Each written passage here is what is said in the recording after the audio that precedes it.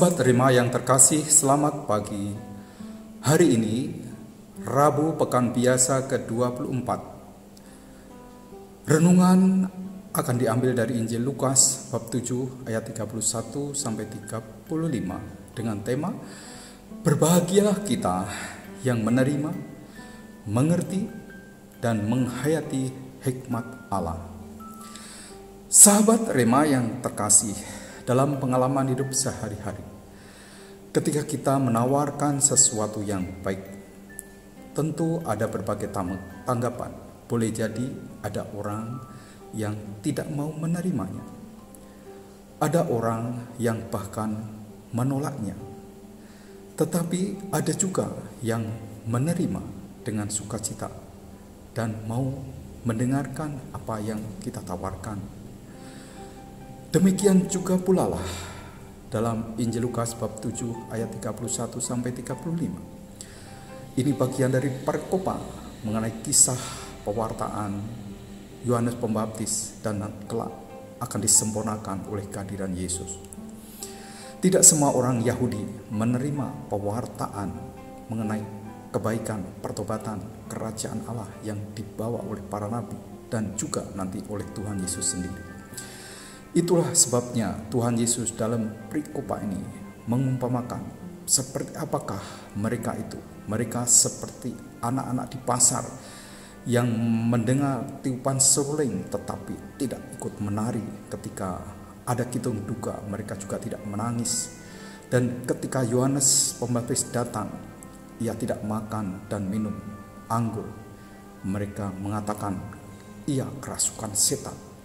Dan ketika Yesus datang makan dan minum, mereka mengatakan, lihatlah seorang pelahap, peminum, dan sahabat pemungut cukai dan orang-orang berdosa.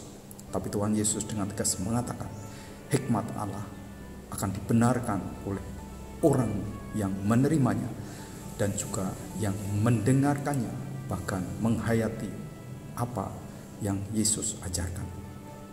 Memang kebebasan ada pada kita manusia atas tawaran, pewartaan, kerajaan Allah dan pertobatan.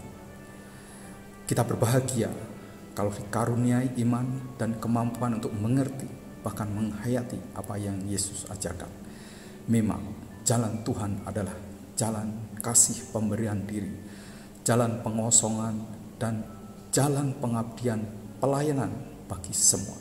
Bahkan Tuhan Yesus mengatakan, kalau kamu mau menjadi muridku, kamu harus menyangkal diri, memangku salib, dan mengikuti aku. Itulah cara Tuhan menyelamatkan kita. Persoalan kita adalah seberapa kita setia, konsisten, dan sungguh mau menghayati jalan yang tidak mudah secara manusiawi itu. Itulah sebabnya pemuka-pemuka orang Yahudi, kaum Farisi dan ahli Taurat dikecam oleh Tuhan Yesus karena cara hidup mereka yang berlawanan dengan apa yang dikehendaki Allah. Mereka mencari keuntungan diri dan mencari pujian sia-sia, bahkan menyalahgunakan wewenang, wibawa, kepercayaannya untuk kepentingan duniawi belaka. Ajakan bagi kita, bersediakah Anda, saya juga, kita semua mengikuti hikmat Allah yang ada dalam diri Tuhan Yesus. Yesuslah maksud Allah bagi kita, yaitu keselamatan umat manusia. Allah Bapa yang Maha Kuasa memberkati saudara-saudari sekalian dalam nama Bapa dan Putra dan Roh Kudus. Keluarga kudus, doakanlah kami. Amin.